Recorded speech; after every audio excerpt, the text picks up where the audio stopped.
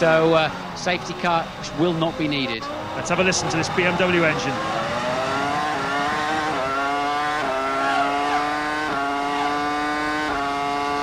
Hammering down the straight. You can't imagine how fast that is when you stand by that bridge. It flashes past you like a jet plane. Hit the brakes at 100-metre board. Turn right, turn left. Start a new lap. Lap 49 of 71 for race leader Juan Montoya. That BMW engine revving to about 18,000 RPM. Amazing technology, these Formula One cars. And, well, he's now a good 10.5 seconds ahead of his challenger Michael Schumacher. As into the pits comes David Coulthard, the last man making his stop. That's his girlfriend watching on. In comes Coulthard from third. Coulthard had a 24.7 second lead over his teammate Raikkonen, and before this pit stop, and Raikkonen has already stopped. It's going to be nip and tuck as to which McLaren ends up in front of the other. That's a couple of seconds slower than that sensational Raikkonen pit stop we saw early on. So really, it'll be interesting to see how they come out, and a fight to the end then, it looks like, between the two McLarens. And, the moment Montoya's lead up to 10.9 seconds. If he's got to stop again, James, he is not going to win the Grand Prix. And we believe that Coulthard did in fact get out in front of Raikkonen. So although it was a slightly slower stop, he managed to do it. David Coulthard is fourth, Kimi Raikkonen is fifth. And well, going into this race, Martin, they would have been happy, McLaren, with something like that, wouldn't they? You can see it for yourself now on the track. They didn't feel they could have raced the Williamses and the Ferraris today, fourth and fifth, but still, we've got 22 laps to go here. It's Juan Montoya leading on lap 51. Michael Schumacher, 11 seconds behind him in second place. Third is Barrichello, fourth is Coulthard. Fifth is Kimi Raikkonen, and sixth Giancarlo Fisichella. Montoya is pushing very hard. The question is, does he have to stop again? We'll find out soon.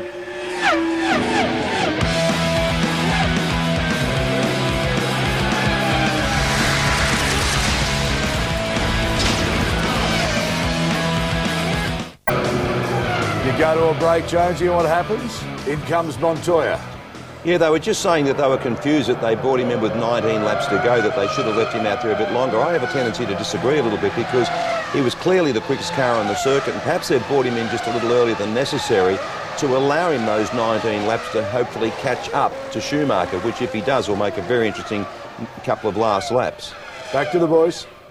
Now we'll see if Montoya's got the pace to come back at Michael Schumacher, and at the moment he's got a lot of traffic in the way and some 7.8 seconds to find. That's going to be tough. It's going to be tough for Montoya. Started on pole position with Michael Schumacher alongside him, but the positions have been reversed if you take Rubens Barrichello out of the equation, and certainly his second stop, which is going to be imminent, will take the Brazilian out of the equation. It's looking good for second place for Montoya, but he'll want more than that from today. And you have to say Michael Schumacher's pace has been a bit erratic in this Grand Prix so far, as has Montoya's. Anything could happen in the remaining 18 laps here in Montreal. Kind of assuming Michael Schumacher will let Barrichello past. That's a bit of a sensitive subject, isn't it, when you're talking about Ferraris? But it would make sense, if we're right, that Barrichello has to pit again. Surely he'll just let him go in the hope that he can come back into play and spoil it for the Williams later on. Listen to this, though.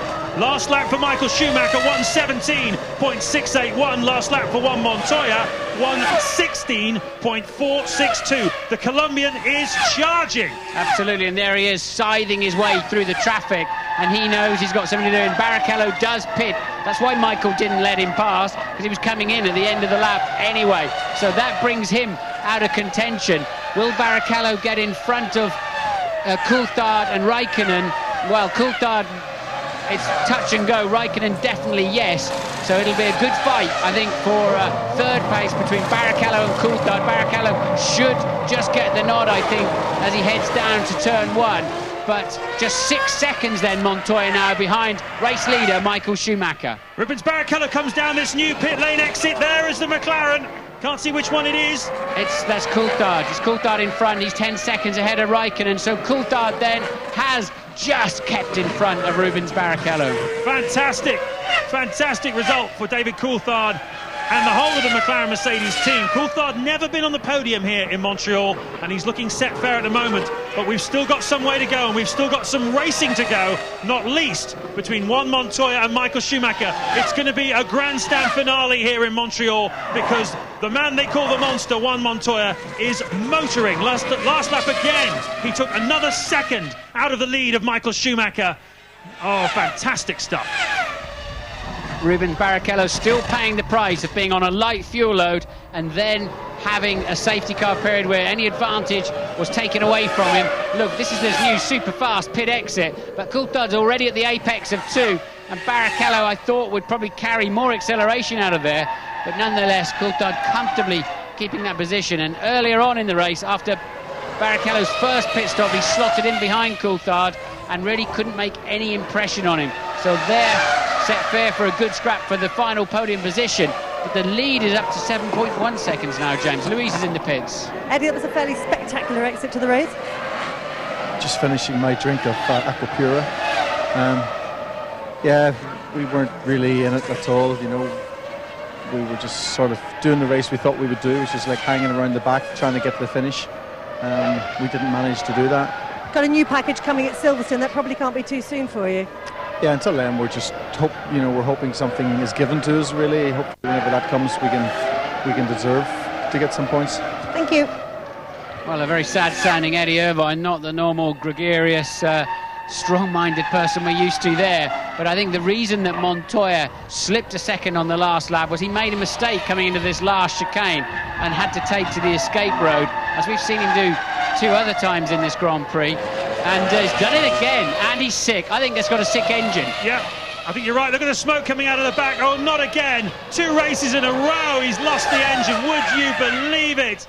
Juan Montoya, just as he was pushing to catch up with Michael Schumacher. It's game over, game, set and match. And how do these boys feel? Look at that. The frustration is written all over their faces. Well, bad news for us too. I think we were set for a great finish to this Grand Prix. A classic head-to-head that's just been taken away from us by that sick engine on Montoya's Williams. What a shame. Elevates Coulthard up into 2nd, Barrichello 3rd, Raikkonen 4th.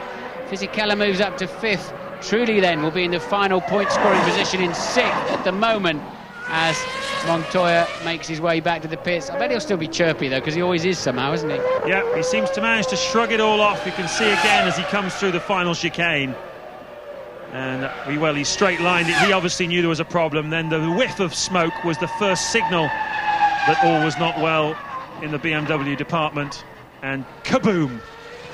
It let go. And ironically, he goes and parks it precisely where this morning in the warm-up Michael Schumacher parked his Ferrari, having blown the engine. But somehow it happens in the race for Montoya, where it happens in the warm-up for Michael. Yes, two more laps for Michael's engine this morning and it would have blown up in the Grand Prix. And Michael, as they say, better to be born lucky than rich in many respects, but Michael always gets the rub of the green somehow. But I do say you make your own luck. Now we've got a good scrap for what was 3rd place, is now 2nd place in this Grand Prix. Coulthard running very long, the last man of the primary runners to pit, and he made that count by putting some hot laps in between laps 45 and 50 to bring himself up into play. And now he's got a fight on his hand to somehow keep Rubens Barrichello from making it a Ferrari 1-2. Well, the really bad news for those Williams mechanics, as if the engine blowing up wasn't bad enough, is that if Michael Schumacher can just stay where he is now, he will move on to 70 World Championship points, and neither of the 2 Williams cars look like scoring anything today. Obviously, we've seen Montoya out, and Ralf Schumacher is down in 8th place, albeit pushing very hard as a philosophical one. Montoya comes back. Well, what could I do? What could I do, he says. 43 points he'll be behind Michael Schumacher at the end of this race if things stay as they are, and Schumacher will have taken one giant leap closer to his 5th world title. Makes June the 26th seem a bit more significant when the World Council meet to consider any retribution for the Ferrari swap over in Austria. All eyes will be on that, I think, later this month to see if Michael Schumacher takes any pain for that incident or the podium procedure. There is a meeting then, but this is the fight for 2nd.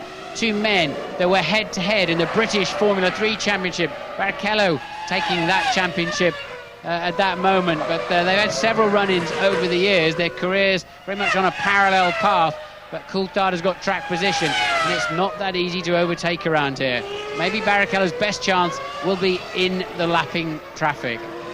Well, McLaren Mercedes going to be very, very happy with the way things have gone for them this afternoon. Reliability has been the watchword, and David Coulthard up in second place, probably more than they would have dreamed of or indeed expected. Certainly to have a Ferrari behind them was more than Ron Dennis was expecting this morning. I don't think Raikkonen's having a happy stage of the Grand Prix either, but this is a new fight just developing for 6th place, truly in that point-scoring position at the moment. But Ralph, having recovered from a very long pit stop with a fuel rig problem to pitting again the next lap because he had no fuel in the car at all, and he's come back through the field and is now chasing truly for a World Championship point. Yes, battles all the way through the field.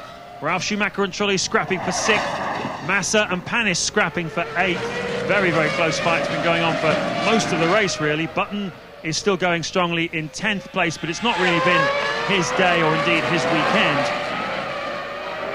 Mark Webber going quite well in the Minardi. He's up to 12th place, and it's been a bit of a difficult weekend for the Minardi team, with indications certainly from the other team owners that they're not going to be allowed to have the money from the defunct Prost team, or the prize money that should have been going to Prost team, which certainly Paul Stoddard, the boss of Minardi, believes should come to him by right, and the other team owners don't all necessarily agree with him, and Stoddard's not sure whether, he was saying he's not sure whether he's got enough money to make it through to the end of the season. Certainly Mark Webber running strongly in 12th place at the moment would be a real boost to them.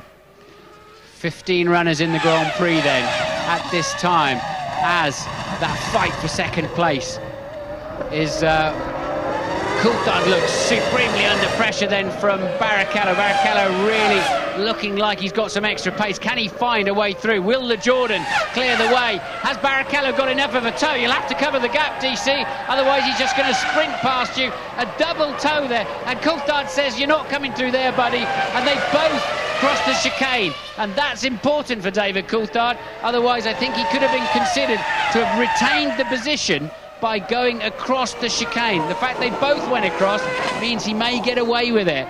So Coulthard really got caught out behind the Jordan. Barrichello with the toe from the McLaren and the extra toe from the Jordan as well just catapulted past, and Coulthard says, I'm going to come straight back down the outside. I will not give up this second place. And the pair of them then scamper across the green painted concrete. They must so nearly have touched, and DC might just get away with that. Fantastic scrap here in the closing stages of the Canadian Grand Prix. David Coulthard supremely late on the brakes, paid the price by having to go straight across the chicane, but luckily for him, so too did Rubens Barrichello. No penalty then, probably, we hope, for either driver. This is lap 61, 10 to go in Montreal. Michael Schumacher leads Coulthard by 17.9 seconds. Rubens Barrichello is 3rd. Well, you can see the gap for yourself. Raikkonen 4th. 5th is Fisichella. Looking, we haven't seen him much all afternoon. It's been a fairly anonymous afternoon for the Italian in the Jordan, but he started 6th on the grid, was hoping for some more points for the Jordan team. They've scored in both of the last 2 races, and he's looking set fair for that at the moment, isn't he? Jarno Trulli, well, they had a great scrap, Fisichella and Trulli, in the closing stages in Monaco, and right now Trulli closing in on the back of the Jordan. He wants 5th place off him. So it's been an eventful afternoon here, and we've still no doubt got a few more things around the corner still to come. This is lap 62, 9 more to go.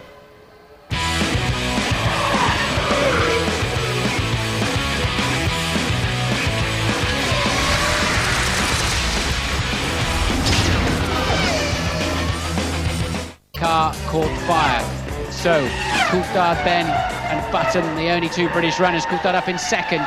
Button, as I said, down in 10th. Still a good fight on for 2nd and 3rd. We've not seen any sign on the computers that the stewards are investigating that incident where both Coulthard and Barrichello missed the final chicane. It was pretty much status quo when they came out, so they should get away with it. And there is that fight then for 2nd and 3rd. And Ralf Schumacher still hasn't found a way past 6th place man Jarno Trulli. Well, it's been an eventful afternoon here in Montreal. Off the start line, Michael Schumacher let his teammate Rubens Barrichello through. Barrichello was on a lighter fuel load, He was on a two-stop strategy where Montoya and Michael Schumacher off the front row were both on one-stoppers. Montoya led away then with Barrichello second and Michael Schumacher third. Jacques Villeneuve retired on lap 10, the local hero. Then we had a safety car period to retrieve his car, and curiously, Juan Montoya decided to make a pit stop at that stage to put fuel in. We thought it was impossible he could have put enough fuel in to get himself through to the finish, and so it proved when he made a splash and dash stop later in the race. But Montoya's engine KO'd big time as he went across the start-finish line about 15 or 20 minutes ago when he was chasing down Michael Schumacher very, very hard indeed for the win. We looked like we were all set for a grandstand finish between the two of them. It didn't happen. Also in the wars this afternoon has been Ralf Schumacher, who had a very, very long pit stop for a fuel hose that simply didn't work. He had to make another stop to put fuel in the car, and that's dropped him right down into 7th place. But it's been incident and action right the way through the afternoon. A terrific Grand Prix. To tell you about the retirees then, in case your favourite driver is amongst them. Montoya, we've heard, engine failure. McNish spun, turn 4. Irvine, fire. Salo, we saw pulling out somewhere in the first sector of the race. De La Rosa with a technical problem too. Bernaldi pulled into the pits, and Villeneuve with a technical failure left him stranded out on the racetrack, and he was the cause of the pace car period that really hampered those drivers on two-stop light fuel load, because they lost their advantage, and it definitely changed the whole emphasis of the afternoon. Louise is in the pits. Yeah, you mentioned earlier on that Juan Pablo Montoya is normally fairly philosophical when things go wrong. That was certainly the case in Monaco 2 weeks ago. Not today, though. He's very upset. He spoke to his press officer. She tells me there was nothing printable that came out of his mouth, though, and he's just walked up the back of the paddock, refusing point blank to speak to any of the press, looking very, very upset. He's left the circuit. Juan Pablo Montoya has left the circuit. Elvis has left the building. Well, he's entitled to feel a bit miffed, I think. He was really on a charge, and I think when he got the red mist that he clearly had, and he was pushing to catch Michael Schumacher, for the engine to let go for a second consecutive Grand Prix when he was set there for a big points finish. Well, I think we can allow him that one occasion when he doesn't feel like speaking to us. Certainly, I don't blame him at all. I know if I was driving the car and that had happened to me, I would probably explode with rage. Lap 67, 4 to go here in Montreal. Coulthard just pegging down Michael Schumacher now. He's taken a second out of him on that last lap, 10 seconds the gap, but Michael maybe just managing that pace now as we close down into the final stages of the Grand Prix. This, though, the battle on the track. Two great scraps at the moment. Coulthard Barrichello for second, and this one here for the final points paying position, Jarno Trulli and Ralf Schumacher. Fisichella in 5th. Looks like yet another 2 points for the Jordan team. No sign of points, though, this afternoon, yet again, for BAR Honda, despite their new package that appeared to give them so much more performance this weekend than we've seen of late. Yes, and points haven't been that easy to come by this afternoon. It's not been a race where they've been giving them away. We've still got 2 McLarens, we've still got 2 Renaults, we've still got 1 Williams as the Benetton pulls off there. Is that Jenson Button? Yeah, Jenson Button out of the race from 10th place. That completes his miserable afternoon. He had no chance of scoring any World Championship points anyway. Coulthard's put in a good run to keep himself up there. Hasn't really had great pace all afternoon. Just obviously decided to go out there as long and hard as he could on a full tank of gas. This is your leader, Michael Schumacher, who's coasting. And that's exactly not what's going on behind him, with Coulthard very much under pressure from Barrichello. We saw one of the moves and counter moves of the race a few laps back, as Barrichello appeared to catch Coulthard by surprise, as Coulthard was in the slipstream of a Jordan, and just slingshot past him into the last corner. And that's Ralf busy rejoining. I think he was rejoining, having made a mistake on the way into turn 1, wasn't he?